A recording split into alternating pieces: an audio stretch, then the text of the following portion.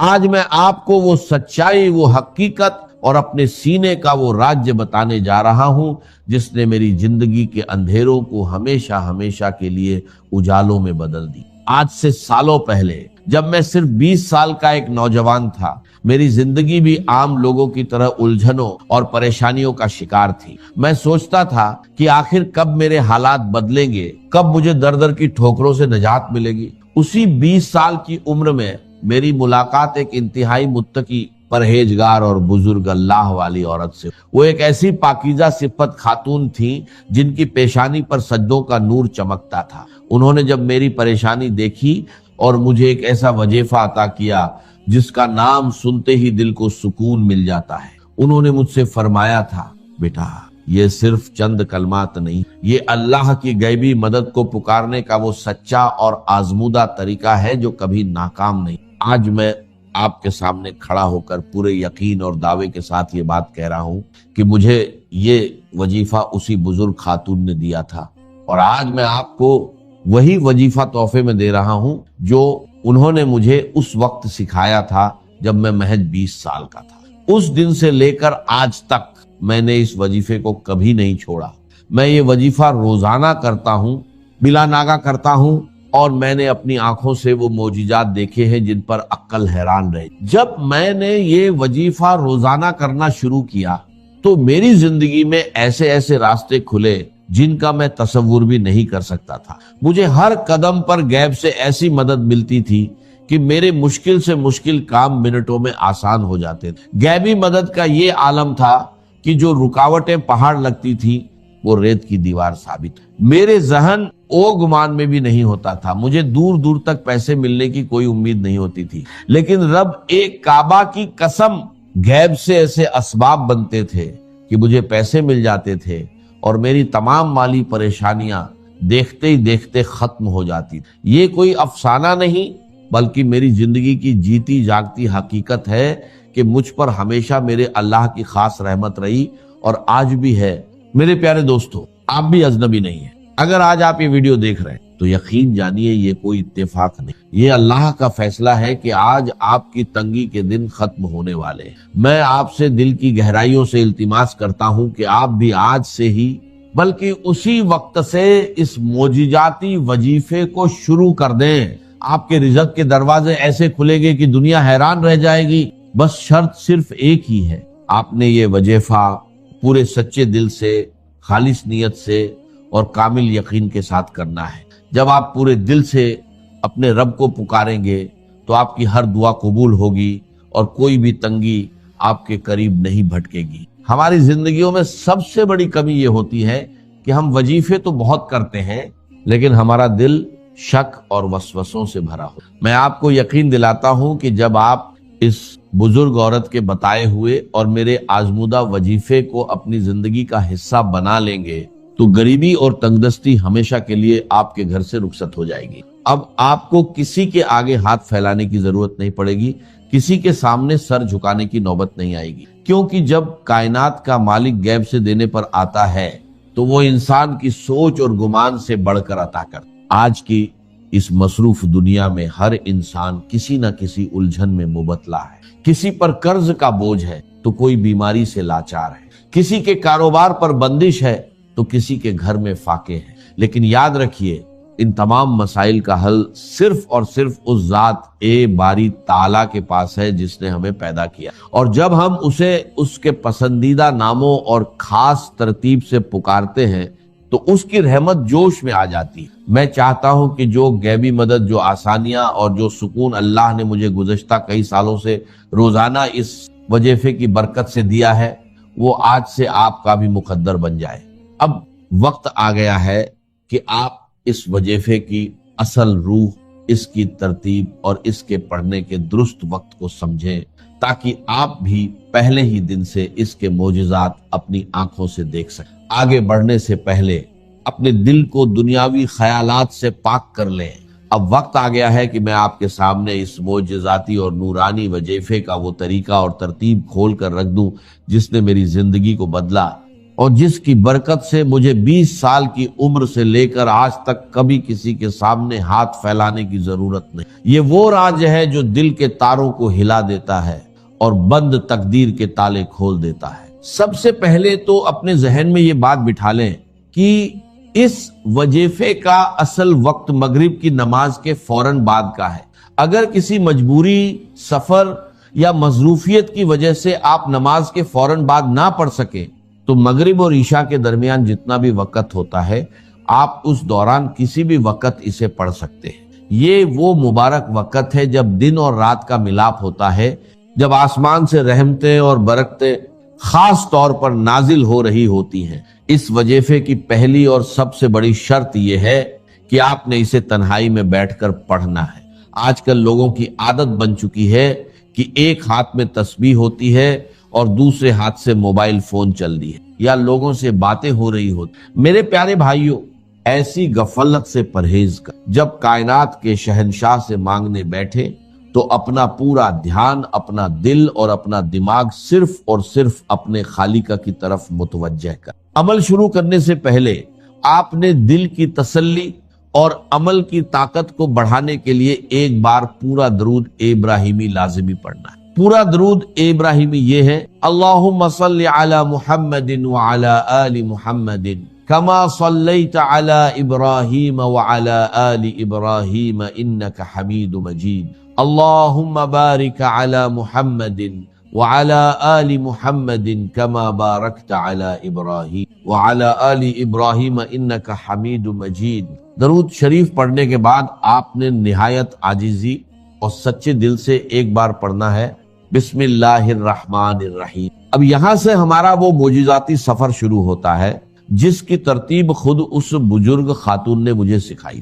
آپ نے کل 3 چیزیں پڑھنی ہیں اور یقین جانیے انہیں پڑھنے میں آپ کے صرف 10 سیکنڈ لگیں گے، لیکن ان 10 سیکنڈز کا اثر آپ کی پوری زندگی پر رہے۔ سب سے پہلے نمبر پر جو پکار ہے وہ ہے یا ربنا۔ یا ربنا کا مطلب ہے اے ہمارے رب، اے ہمارے پروردگار، لیکن اس کے ساتھ ہم نے اللہ پاک کا وہ مبارک نام ملانا ہے جو رزق کے خزانوں کا مالک ہے، یعنی یا رزاق۔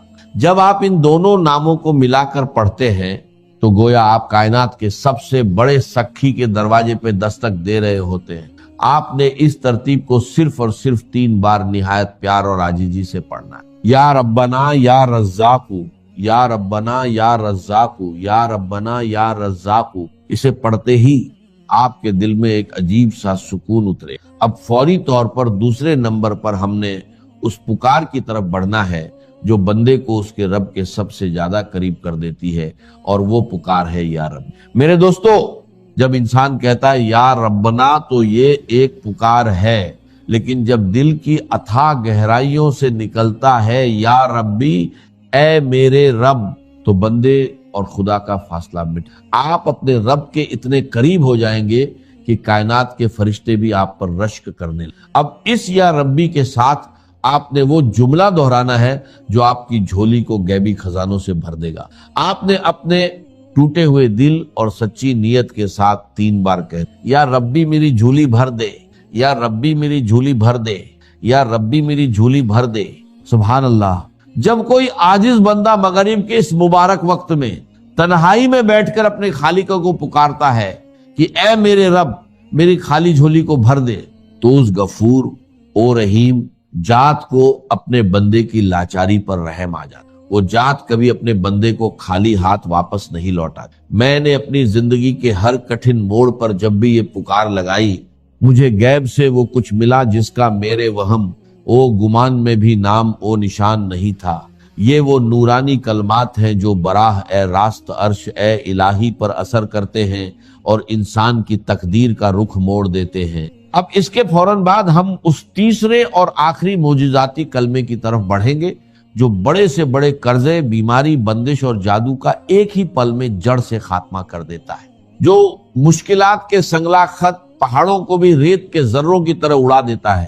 یہ وہ تسبیح ہے جو پریشان حالوں کی سب سے بڑی مددگار ہے۔ جب آپ یہ 2 وظائف مکمل کر لیں تو اب آپ نے تڑپ کر اپنے عاجز اور گناہگار ہونے کا اعتراف کرتے ہوئے اللہ رب العزت کا یہ مبارک نام صرف اور صرف 3 بار پڑھنا ہے: یا حل المشکلات، یا حل المشکلات، یا حل المشکلات۔ اس کا مطلب ہے اے میری تمام مشکلات کو حل کرنے والے رب۔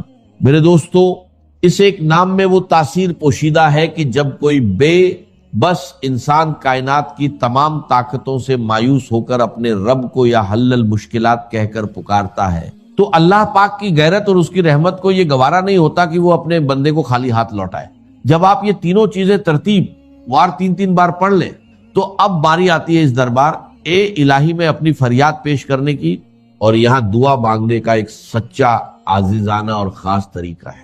بہت سے لوگ وظیفہ پڑھ کر جلدی میں ہاتھ اٹھاتے ہیں، 2 جملے بولتے ہیں اور اٹھ کھڑے ہوتے ہیں۔ یاد رکھیے، دعا تو روح ہے ہر عبادت کی۔ جب آپ نے یہ عمل مکمل کر لیا تو اپنے دونوں ہاتھوں کو اپنے چہرے کے سامنے پھیلائیں، اپنی آنکھیں بند کریں اور یہ تصور کریں کہ آپ دنیا کے سب سے امیر، سب سے بڑے اور سب سے سخی بادشاہ کے دربار میں بیٹھے ہیں۔ آپ کی جیب خالی ہے، آپ کے جسم پر پریشانیوں کے زخم ہیں، لیکن اس سخی کا دروازہ کھلا ہے۔ سب سے پہلے اپنی زبان سے ایک بار پھر پورا درود ابراہیمی پڑھیں۔ اللہم صل علی محمد وعلی آل محمد کما صلیت علی ابراہیم وعلی آل ابراہیم انک حمید، اللہم بارک علی محمد وعلی آل محمد کما بارکت علی ابراہیم وعلی آل ابراہیم انک حمید مجید۔ پھر اللہ پاک کی حمد و ثنا بیان کرے، اپنے گناہوں کا اعتراف کرے اور کہے یا الہی میں گناہ گار ہوں، خطا کار ہوں، لیکن تیرے سوا میرا کوئی دوسرا رب نہیں ہے جس کے آگے میں ہاتھ پھیلا سکوں۔ اے میرے رب، میری اس غریبی کو، میری اس تنگی کو اور میری ان پریشانیوں کو دور فرما دے۔ مجھے غیب سے وہ رزق عطا کر جس کا حساب کوئی انسان نہ رکھ سکے۔ میرے دوستو، اپنی زبان میں رو رو کر، گڑ گڑا کر اپنے رب سے مانگے۔ یاد رکھیے، جو آنکھ اپنے رب کے حضور نم ہو جاتی ہے وہ کبھی مایوس نہیں لوٹائی جاتی۔ دعا کے آخر میں ایک بار پھر درود ابراہیمی پڑھ کر اپنے ہاتھوں کو اپنے چہرے پر پھیر لے۔ یہ وہ عمل ہے جو میں نے 20 سال کی عمر سے لے کر آج تک کبھی نہیں چھوڑا۔ میں آپ کو ایک بار پھر پورے یقین کے ساتھ کہتا ہوں کہ آپ بھی آج ہی سے، اسی مغرب سے اس عمل کو اپنی زندگی کا مستقل حصہ بنا لیں۔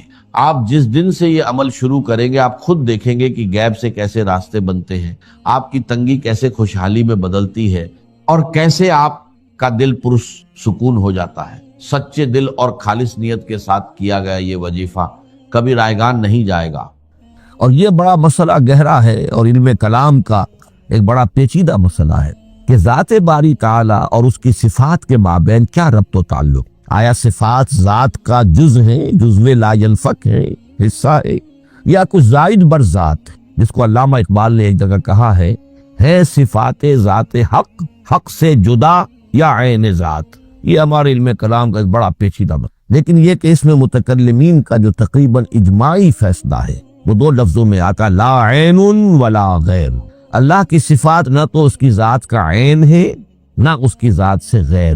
بہت پیچیدہ شکل ہے اور یہ بھی اس وقت کا میرا موضوع نہیں ہے، میں صرف کسی اور موضوع کے لیے صرف حوالے دے رہا ہوں۔ بہرحال قرآن مجید کا جو تعلق ہے ذات باری تعالیٰ کے ساتھ وہ اس مسئلے سے بخوبی واضح ہو کہ چونکہ یہ اللہ تعالیٰ کی صفت ہے اور صفت کو ہم یہ نہیں کہہ سکتے کہ وہ ذات باری تعالیٰ سے جدا ہے، یہ بھی نہیں کہہ سکتے کہ اس کی ذات کا جزو لا ینفک ہے۔ کچھ اسی طرح کا تعلق ہے قرآن مجید کا ذات باری تعالیٰ کے ساتھ، لیکن یہ مسئلہ قرآن مجید میں خود بیان ہوا اور سورہ حشر کی آیت میں تو یہ فرمایا گیا، اللہ تعالیٰ نے اپنے اس کلام کی عظمت کو یوں بیان کیا، وہ عظمت کما ہیا، جیسے کہ وہ فی الواقع ہے، اور جس کا کہ گویا کہ پورا ادراک ہمارے لیے اپنی بہت سی محدودیتوں کی وجہ سے ممکن نہیں، لیکن ایک تمثیل کے پیرائے میں سمجھایا، لو انزلنا ھذا القرآن علی جبل لرأیتہ خاشعا متصدعا من خشیۃ اللہ وتلک الامثال نضربها للناس لعلهم یتفکرون۔ اگر ہم نے اس قرآن کو کسی پہاڑ پر اتار دیا ہوتا تو تم دیکھتے کہ وہ دب جاتا اور پھٹ جاتا اللہ کے خوف سے۔ اور یہ مثالیں ہیں جو ہم لوگوں کے لیے بیان کرتے ہیں تاکہ وہ غور کریں، تدبر کریں، سمجھیں، ما لا یدرک کلہ لا یترک کلہ، اگرچہ بتمام و کمال عظمت قرآن کا فہم ان کے لیے ممکن نہیں ہے، لیکن کسی درجے میں تو کچھ انعکاس اس کا ہو جائے، کچھ اندازہ ہو جائے، انسان اپنی ذہنی سطح کے اعتبار سے اس کی مناسبت سے کسی درجے میں عظمت قرآن کا اندازہ کر لے، تو اللہ تعالیٰ کے ان الفاظ کو سامنے رکھے کہ لو انزلنا هذا القرآن على جبل لرأيته خاشعا متصدعا من خشیۃ اللہ۔ اب اس آیت کو سمجھنے کے لیے سورہ اعراف کی آیت نمبر 143 کو سمجھنا ہوگا، اسی اصول کے تحت کہ القرآن یفسر بعضہ بعضا، قرآن کا ایک حصہ دوسرے حصے کی تشریح کر۔ وہاں یہ واقعہ بیان ہوا ہے کہ حضرت موسیٰ علیہ السلام کو جب اللہ تعالیٰ نے کوہ طور پر طلب فرمایا 30 راتوں کے لیے، جس میں بعد میں 10 کا اضافہ کر کے وہ ایک 40 رات کا ایک کورس بنا، دن رات، اس موقع پر جو مخاطبہ الہی، مکالمہ الہی سے مشرف ہوئے حضرت موسیٰ علیہ السلام، تو ان کی آتش شوق بھڑکی اور انہوں نے بڑی جرأت کر کے یہ درخواست کر دی، رب ارنی انظر الیک، پروردگار مجھے اپنا دیدار بھی عطا فرما، مجھے موقع عنایت فرما، میں تجھے دیکھ سکوں۔ یہ ان کی وہ آتش شوق کا مسئلہ ہے، لیکن جواب کیا ملا؟ لن ترانی، تو مجھے ہرگز نہیں دیکھ سکتے، ولیکن انظر الی الجبل فإن استقر مکانہ فسوف ترانی۔ لیکن ظاہر بات ہے کہ حضرت موسیٰ علیہ السلام کو بات سمجھانے کے لیے کچھ مشاہدہ بھی کرانا تھا۔ فرمایا تم مجھے نہیں دیکھ سکتے، البتہ اس سامنے کے پہاڑ پر نگاہ جماؤ، ہم اس پر اپنی ایک تجلی ڈالیں گے۔ یہ اگلی الفاظ کے اندر وضاحت ہے، میں یہاں پہلے سے بیان کر رہا ہوں سمجھانے کے لیے۔ اگر وہ پہاڑ ہماری اس تجلی کو، تجلی کسے کہتے ہیں؟ جلا، روشنی، تو اللہ تعالیٰ کی طرف سے کوئی خاص اس کے نور کا جب پرتو ہوتا ہے کسی شے پر تو وہ اس کی تجلی، ہم اپنی ایک تجلی اس پہاڑ پر ڈالیں گے، اگر وہ اس کو جھیل جائے، اپنی جگہ کھڑا رہ جائے، تو تم سمجھنا کہ شاید تم بھی ہمیں دیکھ سکتے۔ فلما تجلی ربہ للجبل، اب یہاں وہ لفظ آ گیا، جب اللہ نے تجلی اپنی پہاڑ پر ڈالی، جعلہ دکا وخر موسیٰ صعقا، وہ پہاڑ ریزہ ریزہ ہو گیا اور حضرت موسیٰ بے ہوش ہو کر گر۔ اب یہ بے ہوش ہو کر گر جانا، جبکہ وہ تجلی براہ راست بھی نہیں ہے، بالواسطہ ہے۔ مشاہدہ جو کر رہے حضرت موسیٰ وہ بالواسطہ ہے، تجلی پہاڑ پر ہے، لیکن یہ کہ اس کا بھی بالواسطہ اس کا جو ہوا ہے، اس کی جو تاثیر ہوئی حضرت موسیٰ علیہ السلام پر کہ وہ اس کی تاب نہ لا سکے اور بے ہوش ہو کر، یہاں سے یہ بات سمجھ میں آتی ہے کہ یہ تجلی ذات باری تعالیٰ تھی جس نے کوہ طور کو جلا کر بھسم کر دیا یا ٹکڑے ٹکڑے کر دیا، ریزہ ریزہ کر دیا۔ اب ذات الہی کے ساتھ جو تعلق ہے کلام الہی کا، اور یہ صفت جو لا عین ولا غیر کے درجے میں ہے ذات کے ساتھ، تو وہی تاثیر اس کلام الہی کی۔ لو انزلنا هذا القرآن على جبل لرأيته خاشعا متصدعا من خشیۃ اللہ وتلك الامثال نضربها للناس لعلهم يتفکرون۔ اس حقیقت کو اس دور میں اپنے مطالعے کی محدودیت کا اعتراف کرتے ہوئے عرض کر رہا ہوں کہ میرے نزدیک جس قدر پرشکوہ انداز میں علامہ اقبال نے بیان کیا ہے اسی کیفیت کو، وہ شاید اس کی کوئی مثال نہ ملے۔ فاش گویم آنچ در دل مضمرست، یہ کتابیں نیست چیزیں دیگرست، میں صاف ہی کہہ دیتا ہوں جو میرے دل میں چھپ۔ فاش گویم آنچ در دل، یہ کتابیں نیست، اس قرآن کو کتاب نہ سمجھنا، یہ کچھ اور شے ہیں، چیزیں دیگرست۔ اب وہ چیزیں دیگر کیا ہے؟ وہی جو میں نے عرض کیا، ذات باری تعالیٰ اور کلام کا صفت باری تعالیٰ ہونا، اس کے بنا پر جو مناسبت ہے، جو قرب ہے، جو مشابہت ہے، مثل حق پنہاؤ ہم پیداستو زندہ و پائندہ و گویاس۔ اس کلام میں اللہ تعالیٰ کی ساری صفات کا انعکاس موجود۔ یہ بات ویسے بھی سمجھ میں آتی ہے، کوئی شخص ذرا گفتگو کرے، چند جملے جب وہ ادا کرے گا اپنی زبان سے، تو معلوم ہو جائے گا کہ اس کے فہم کا، اس کی دانش کا، اس کے مطالعے کا حدود اربع کیا ہے اور اس کے ذہن کی سطح کیا سمجھ میں آ جائے گی۔ اس لیے کہ کلام جو ہے وہ متکلم کی پوری شخصیت کی عکاسی کا تانت بازی راگ پایا، چند جملے کسی نے کہا، پتہ چل گیا کہ یہ کس سطح کے آدمی ہے، علمی اعتبار سے، معلوماتی اعتبار سے، تہذیبی اعتبار سے، کلچرڈ ہے یا نہیں ہے، یہ ساری باتیں چند جملوں میں بات۔ تو اللہ تعالیٰ کی بھی جملہ صفات کا عکس اس قرآن میں موجود، ان میں سے جن چند چیزوں کا ذکر علامہ نے شعر میں کیا، وہ جو سورہ حدید کی آیت ہے، هو الاول والآخر والظاہر والباطن، اللہ الظاہر بھی ہے الباطن بھی، اتنا ظاہر کہ اس سے زیادہ ظاہر کوئی شے نہیں اور اتنا باطن کہ اس سے زیادہ چھپی ہوئی کوئی شے۔ اسی لیے حضور سے جو منقول ہے الفاظ کہ پروردگار انت الظاہر فلیس فوقک شیء وانت الباطن فلیس دونک شیء. یہی کیفیت قرآن کی ہے. مثل حق پنہا و ہم پیداست تو، پنہا بھی ہے ظاہر بھی، جیسے ذات باری تعالی اور جیسے اللہ تعالیٰ کی شان ہے جو آیت الکرسی کے شروع میں آئی الحی القیوم. مثل حق پنہا و ہم پیداست تو، زندہ ہو پائندہ ہو گویاست. یہ قرآن جو ہے اللہ تعالیٰ کی صفات کا ایک عکس اپنے. اس سے ذرا آگے چلیے کلام کے بارے میں. اب کلام الہی ظاہر بات ہے کہ صفت ہے اور صفت قدیم ہے. اللہ کی صفات حادث نہیں ہے. اللہ کی ذات بھی قدیم ہمیشہ سے اور اس کی صفات بھی قدیم ہمیشہ سے. اور یہ جو کلام الہی ہے ظاہر بات ہے کہ یہ جو ہماری زبان کے حروف و اصوات ہیں، کلام الہی تو ان سے منزہ ہے، مبرہ ہے، ماورا ہے، اعلیٰ ہے، عرفہ ہے. ہماری زبانوں کے حروف و اصوات الفابیٹس جگہ جگہ تبدیل ہو جائیں گے. انگریزی کے کچھ اور ہیں، اردو کے کچھ اور ہیں، عربی کے کچھ اور ہیں. کلام الہی ان تمام سے آگاہ، عرفہ، منزہ اور مبرہ ہے. یہ کلام الہی جب بھی نازل ہوا ہے، ظاہر بات ہے حضرت موسیٰ پر اگر کتاب اتاری گئی وہ بھی علم الہی سے آئی لیکن وہ عبرانی زبان میں آئی. حضرت عیسیٰ علیہ السلام پر انجیل اتاری گئی، ہم یقین سے نہیں کہہ سکتے، دو میں سے کسی ایک زبان میں اتاری گئی ہوگی، یا عبرانی ہوگی، اس لیے کہ شام کے جس علاقے میں، فلسطین کے جس علاقے میں ان کی پیدائش ہوئی اور جہاں وہ دعوت و تبلیغ کے لیے گھومتے رہے، اس کے عوام کی زبان تھی آرامی اور خواص کی زبان تھی عبرانی، ہیبریو. تو یا تو وہ بھی تورات کی طرح عبرانی ہی میں نازل ہوئی تھی یا آرامی میں ہوگی. لیکن اب کوئی نسخہ نہ ہیبریو کا، کوئی قدیم نسخہ دنیا میں موجود ہے، نہ آرامی کا. جو سب سے پرانا نسخہ ملتا ہے انجیل کا وہ اس کا ترجمہ لیٹن زبان کا ترجمہ ہے یا گریک ترجمہ ہے، اصل کوئی نہیں ہے. بہرحال جب وہ کلام الہی محمد الرسول اللہ پر نازل ہوا، اب اس میں حروف و اصوات کا وہ جامع پہنا کہ جو عربی زبان کے ہیں. یہی وجہ دیکھیے میں نے جو آیت سورہ حامیم، یہ جو سلسلہ سور ہے اس میں سے سورہ زخرف کی آیت جو میں نے آپ کو سنائی، حامیم والکتاب المبین انا جعلناہ قرآنا عربیا لعلکم تعقلون. ہم نے بنا دیا ہے اپنے اس کلام کو قرآن عربی، اس کو عربی حروف و اصوات کا جامع ہم نے پہنا دیا ہے. انا جعلناہ قرآنا عربیا لعلکم تعقلون، کہ چونکہ مخاطب اول جو قوم تھی امیین، ان کی زبان عربی تھی، لعلکم تعقلون، تاکہ تم اس کو سمجھ سکو. اب اس سے آگے چلیے. اصل قرآن مجید کے 3 مقامات سے معلوم ہوتا ہے اصل قرآن اللہ کے پاس ہے. یہ قرآن جو ہمارے پاس ہے مصحف عثمان رضی اللہ تعالی عنہ، یہ اس قرآن کی مصدقہ نقل ہے. اصل قرآن کہاں ہے؟ ایک جگہ فرمایا بل ہوا قرآن مجید فی لوح محفوظ، لوح محفوظ میں اصل قرآن وہاں. اسی طریقے سے اسی سورہ زخرف کی اگلی آیت کیا ہے؟ ہم نے اسے عربی قرآن بنا کر اتارا، لیکن اصل قرآن کیا ہے؟ وَإِنَّهُ فِي أُمِّ الْكِتَابِ لَدَيْنَا لَعَلِيٌّ حَكِيمٌ.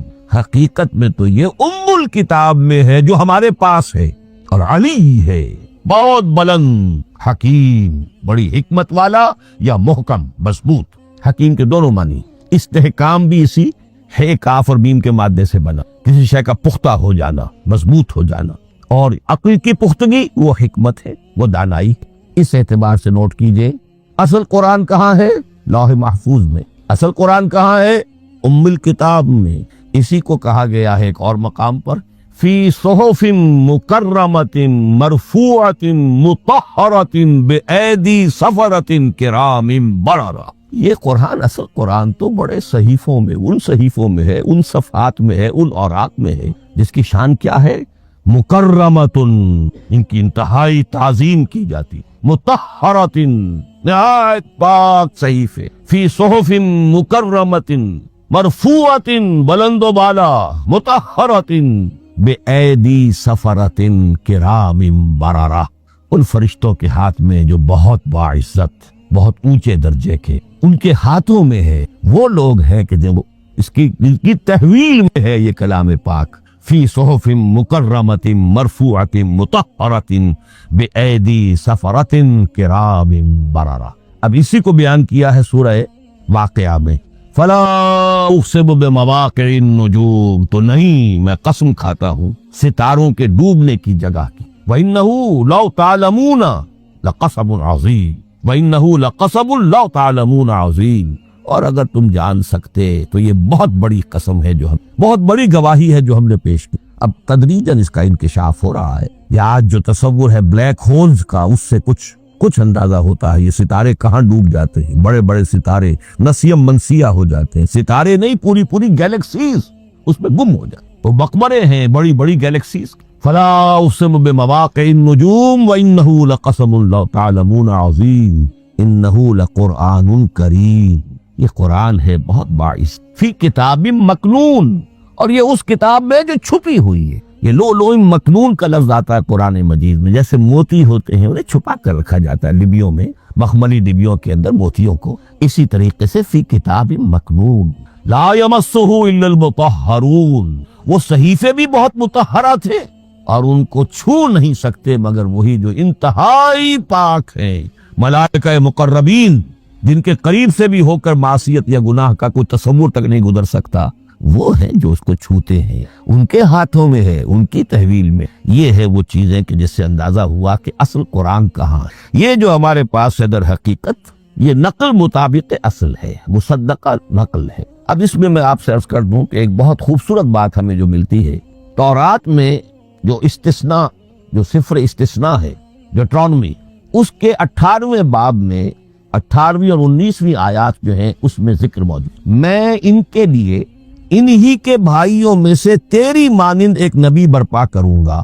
اللہ تعالیٰ کلام فرما رہے ہیں یہاں حضرت موسیٰ علیہ السلام، آج بھی موجود ہے اولڈ ٹیسٹمنٹ ڈیوٹرانومی یا کتاب استثناء، صفر استثناء، اس کا 18واں باب، اس کی 18ویں اور 19ویں آیات جب چاہیں جا کر دیں۔ میں ان کے لیے ان کے بھائیوں ہی میں سے تیری مانند ایک رسول اٹھاؤں گا، میں ان کے لیے انہی کے بھائیوں میں سے تیری مانند ایک نبی برپا کروں گا اور اپنا کلام اس کے منہ میں ڈالوں گا، اور جو کچھ میں اس سے کہوں گا وہی وہ ان سے کہے گا۔ یہ ہے جو پیشن گوئی ہے محمد رسول اللہ صلی اللہ علیہ وسلم۔ اور یہاں وہ فرق واضح کر دیا گیا، اے موسیٰ تم سے تو یا تو ہم نے کلام کیا ہے یا تمہیں جو کتاب دی ہے وہ لکھی ہوئی دی ہے، لیکن جو نبی تیری ہی مانند میں برپا کروں گا۔ اب اس میں بھی نوٹ کرنے کی بات ہے کہ حضرت موسیٰ کے مشابہ نبی اکرم صلی اللہ علیہ وسلم کے سوا کوئی نبی نہیں۔ صاحب کتاب وہ بھی تھے، صاحب کتاب محمد بھی، صاحب امت وہ بھی تھے، اور صاحب امت محمد رسول تیری مانند۔ صاحب شریعت، حضرت عیسیٰ صاحب شریعت نہیں تھے، شریعت موسوی ہی کو نافذ کرنے کے لیے ان کی حیثیت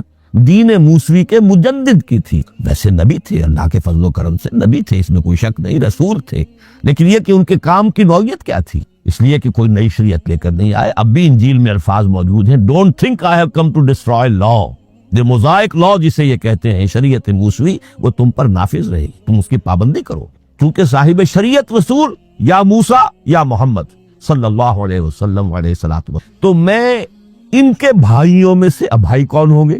ظاہر بات ہے بنی اسرائیل، ان کے کزنز کون ہیں؟ بنی اسماعیل، بنی اسرائیلی تو جو بھی نبی ہے وہ انہی میں سے ہے، ان کے بھائیوں میں سے، تو بھائی تو ہوگا ان کا کزن ہوگا، اب وہ کون ہے؟ بنی اسماعیل۔ تو ان کے بھائیوں میں سے گویا کہ غیر اسرائیلی جو ان کے قریب ترین قرابت دار ہوں گے وہ بنو اسماعیل، تیرے مانند صاحب شریعت نبی میں برپا کروں گا، لیکن اس پر جو میرا کلام اترے گا وہ کس شکل میں اترے گا؟ میں اپنا کلام اس کے منہ میں ڈالوں گا اور پھر وہ جو کچھ کہے گا وہ وہی کہے گا جو میں نے کہا ہے۔ اب اس کے حوالے سے ایک بہت اہم بات سمجھ لیجئے، قرآن مجید کے دو اہم مقامات کی وضاحت اس سے ہو جائے گی۔ یہ کلام اللہ، قرآن مجید میں اس کو قول جبرائیل بھی کہا گیا ہے۔ کلام اللہ حضرت جبرائیل کے ذریعے سے جب ادا ہوا ہے تو قول جبرائیل ہے، اور پھر جب وہ محمد الرسول اللہ کی زبانی ادا ہوا تو قول رسول ہے، قول محمد ہے صلی اللہ علیہ وسلم۔ یہ قول اللہ بھی ہے، قول جبرائیل بھی ہے، اور قول محمد بھی ہے بیک وقت۔ یہ بات دیکھیے سورۃ تکویر، اذا الشمس كورت، انه لقول رسول کریم ذی قوت عند ذی العرش مکین مطاع ثم امین وما صاحبکم بمجنون۔ یہ یہاں پر حضرت جبرائیل کا ذکر ہو رہا، وما ہوا بقول شیطان الرجیم۔ محمد تک اس قرآن کو لانے والا تو وہ بلند پائے کا فرشتہ ہے، یہ کوئی شیطان رجیم نہیں ہے، اس لیے کہ مکے والوں نے کہہ دیا تھا ہو سکتا ہے کوئی بدروح آئی ہو محمد پر اور اس بدروح نے کوئی الٹی سیدھی بات سکھا دی ہو، نہیں۔ انہ لقول رسول کریم، یہاں رسول کریم کون ہے؟ حضرت جبرائیل۔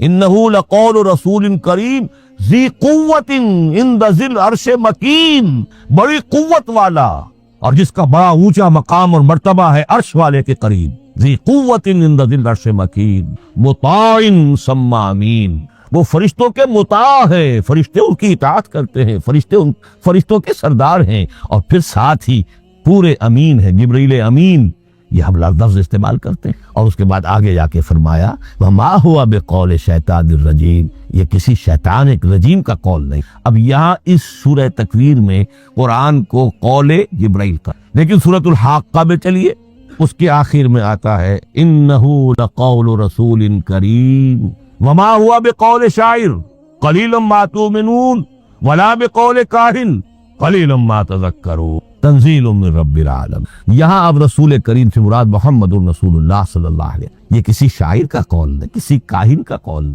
यानी जिसके ज़बानी ये कुरान लोगों के सामने आ रहा है। जिब्राइल का कौल होकर तो मोहम्मद पर नाजिल हुआ सल्लल्लाहु अलैहि वसल्लम, लेकिन अब लोगों के सामने वो कौल मोहम्मद बनकर आ रहा है। इन्नहु लक़ौलु रसूलिन करीम वमा हुआ बिक़ौल शाइर क़लीलन मा तुमिनून वला बिक़ौल काहिन क़लीलन मा तज़क्करून तंज़ीलुम मिन रब्बिल आलमीन। तो कुरान मजीद कलामुल्लाह है, फिर वो कौले जिब्राइल बना जब जिब्राइल ने आकर मोहम्मद को सुना, और फिर वो कौले मोहम्मद बना जब मोहम्मद की ज़बान मुबारक से लोगों ने उसे सुना, अहले अरब ने सुना, और फिर वो बात फैलती। अब आखिरी बहस इस मौजू पर जो है वो ये है, कलाम इलाही की 3 सूरतें हैं जो कुरान मजीद में सूरह शूरा की आयत नंबर 51 में बयान हुई। वमा काना लिबशरिन अन युकल्लिमहुल्लाह, किसी बशर किसी इंसान की हैसियत नहीं है, मकाम नहीं है कि अल्लाह उससे कलाम करे। ये नहीं कहा कि अल्लाह के लिए मुमकिन नहीं है, नहीं, अल्लाह के लिए तो हर शय मुमकिन, लेकिन किसी बशर का ये मकाम नहीं है कि अल्लाह उससे कलाम, मखलूक है, बशर है।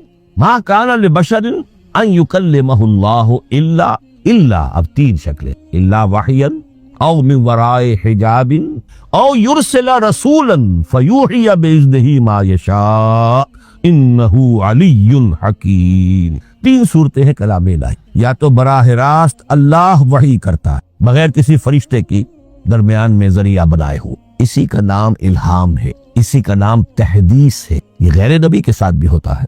हुजूर ने फरमाया हर नबी की उम्मत में मुहद्दस होते जिनसे अल्लाह कलाम करता था, और मेरी उम्मत का मुहद्दस उमर है रजी अल्लाह तआला। मुहद्दस, मुहद्दिस नहीं, मुहद्दिस के मानी है इल्म हदीस का माहिर।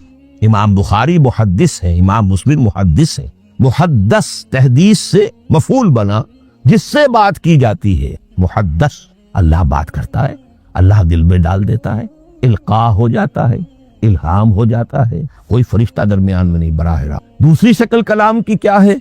औ मिन वराए हिजाब, ये हमारे इल्म की हद तक सिर्फ हजरत मूसा अलैहिस्सलाम की शान है, इस्तिस्नाई शान। वकल्लमल्लाहु मूसा तकलीमा, और मूसा के साथ तो अल्लाह ने कलाम फरमाया जैसे कि कलाम किया जाता है। फर्क क्या था? मिन वराए हिजाब, पर्दा था, देख नहीं सकते, तभी तो उनकी वो आतिशी शौक भड़की थी।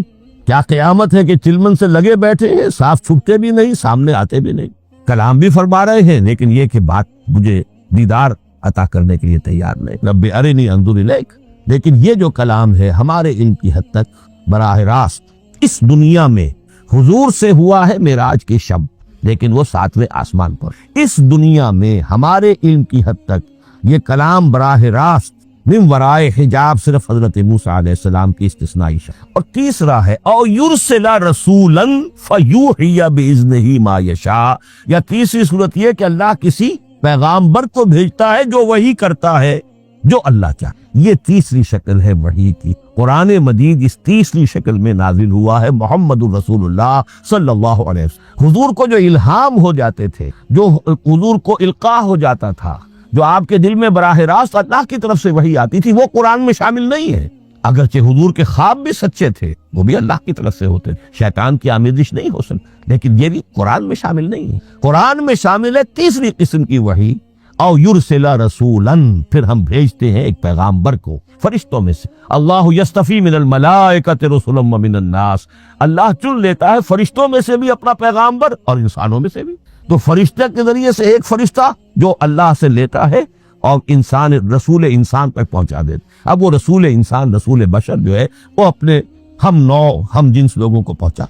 तो अल्लाह यस्तफी मिनल मलाइकति रसूलन व मिनन नास, یہاں وہی بات فرمائی او یرسلا رسولا فیوحی باذنہ ما یشاء، پھر وہ وحی کرتا ہے اللہ کے حکم سے جو اللہ۔ یہ کلام الہی کی یہ تیسری شکل ہے جو محمد الرسول اللہ صلی اللہ علیہ وسلم پر نازل ہوا، اور وہ ہے قرآن حکیم۔ اب ایک اور بحث جو علمی ہے وہ یہ ہے کہ حضور پر جو اس کا نزول ہوا اس کی کیفیات کیا تھی۔ دو الفاظ استعمال ہوتے ہیں، انزال بھی اور تنزیل بھی۔ ان دونوں میں فرق کیا ہے اس کو نوٹ کر لینا چاہیے، لغوی اعتبار سے جان لینا چاہیے۔ نزل ینزل کسی کا خود اترنا، نازل ہونا، اترنا۔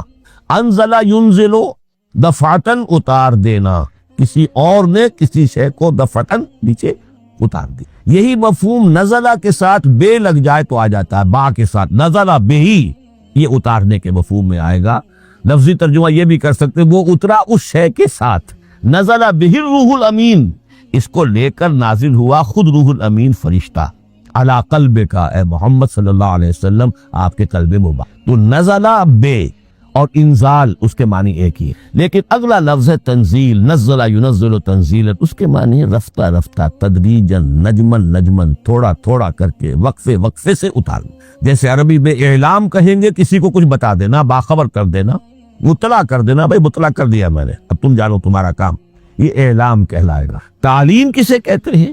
سکھانا، درجہ بدرجہ، دیکھنا اس کی استعداد کیا ہے، آج یہ کیا بات سمجھ سکتا ہے، میں اتنے ہی درجے تک سمجھاؤں، اب کل میں اسے مزید سمجھاؤں گا، پرسوں مزید سمجھاؤں گا، یہ درجہ بدرجہ کسی شے کو سمجھانا، یہ تعلیم۔ تو انزل ینزل انزالا یہ ہے اتار دینا دفعتن، اور نزل ینزل تنزیلا یہ ہے تدریجاً اتارنا۔ اب قرآن مجید کے لیے یہ دونوں الفاظ مستعمل ہیں، لیلۃ القدر اور لیلۃ المبارکہ۔ اب یہ دو بھی نوٹ کر لیجئے، قرآن مجید میں چونکہ اہم مضامین کم سے کم دو جگہ پر ضرور آتے ہیں۔ انا انزلناہ فی لیلۃ القدر، یہاں انزلنا ہے، نزلنا نہیں ہے، انزلنا ہے، ہم نے اتارا اس کو لیلۃ القدر۔ اور باقی صورت تو آپ کو یاد ہوگی، وما ادراک ما لیلۃ القدر، لیلۃ القدر خیر من الف شہر، تنزل الملائکۃ والروح فیہا باذن ربہم من کل امر، سلام ہی حتی مطلع الفجر۔ لیکن یہ اہم مضمون قرآن مجید میں دوسری جگہ بھی ہے، سورہ دخان کے شروع میں فرمایا حامیم والکتاب المبین انا انزلناہ فی لیلۃ مبارکۃ انا کنا منذرین فیہا یفرق کل امر حکیم امرا من عندنا انا کنا مرسلین رحمتا من ربک انہ هو السمیع العلیم۔ یہ لیلۃ المبارکہ ہے، ایک ہی ہے، لیلۃ القدر اور لیلۃ مبارکہ، ان دونوں کے لیے وہی انزلنا کر۔ لیکن یہ کہ سابقہ کتابوں کے اعتبار سے قرآن مجید کا فرق واضح کیا گیا ہے، مثلا سورہ نساء کی آیت نمبر 136 بہت نمایاں ہے، بہت نمایاں۔ وہاں فرمایا گیا یا ایھا الذین آمنوا آمنوا باللہ ورسولہ والکتاب الذی نزل علی رسولہ والکتاب الذی انزل من قبل، اے ایمان کے دعوے دارو حقیقتاً ایمان لاؤ، ایسے ایمان لاؤ جیسے ایمان لانے کا حق ہے، اللہ پر بھی اور اس کے رسول پر بھی، اور اس کتاب پر بھی جو اللہ نے اپنے رسول پر نازل فرمائی، اور اس کتاب پر بھی جو اللہ نے پہلے نازل فرمائی۔ لیکن نازل کے لیے یہاں آیا حضور کے لیے والکتاب الذی نزل علی رسول، تنزیل کی شکل میں، اور تورات کے لیے والکتاب الذی انزل من قبل، وہ تو دفعۃ واحدا لکھی ہوئی تختیوں کی شکل میں حضرت موسیٰ علیہ السلام کو۔ تو یا ایھا الذین آمنوا آمنوا باللہ ورسولہ والکتاب الذی نزل علی رسولہ والکتاب الذی انزل من قبل، یہ جو تنزیل ہوئی ہے حضور پر، یعنی لیلۃ القدر میں جو رمضان مبارک میں ہے، پورا قرآن لوح محفوظ سے، کتاب مکنون سے، ام الکتاب سے نقل کر کے اتار دیا گیا سمائے دنیا تک۔ پہلا آسمان جسے ہم کہتے ہیں سمائے دنیا، وہ آسمان جو قریب ترین ہے دنیا، وہاں سے اب یہ درجہ بدرجہ، تھوڑا تھوڑا، چند آیتیں، چند سورتیں، پھر آیتیں، پھر سورتیں، یہ نازل ہوا محمد الرسول اللہ صلی اللہ علیہ وسلم پر۔ گویا کہ پہلا مرحلہ انزال کا ہے، پورا قرآن لوح محفوظ یا کتاب مکنون یا ام الکتاب سے نقل کر کے اتار دیا گیا سمائے دنیا تک۔ یہ ہے انزل ینزل انزالا، انا انزلناہ فی لیلۃ القدر انا انزلناہ فی لیلۃ مبارک۔ لیکن محمد الرسول اللہ پر یہ نازل ہوا اب تھوڑا تھوڑا، نجمن نجمن، درجہ بدرجہ، تدریجاً، یہ ہے تنزیل۔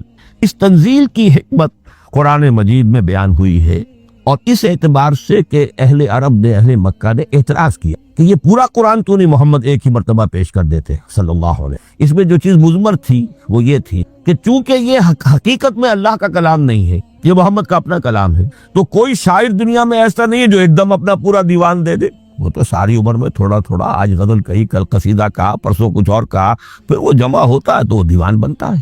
اسی طریقے سے تو یہ کر رہے ہیں۔ اگر یہ اللہ کا کلام ہوتا تو میں ایک وقت آ جاتا۔ یہ تو ذرا محنت کرتے ہیں، کچھ اس کے اندر اس کو اپنی محنت سے کوشش کر کے کچھ موضوع کرتے ہیں، کلمات، الفاظ، اور اس طریقے سے رفتہ رفتہ لے کر آ رہے ہیں۔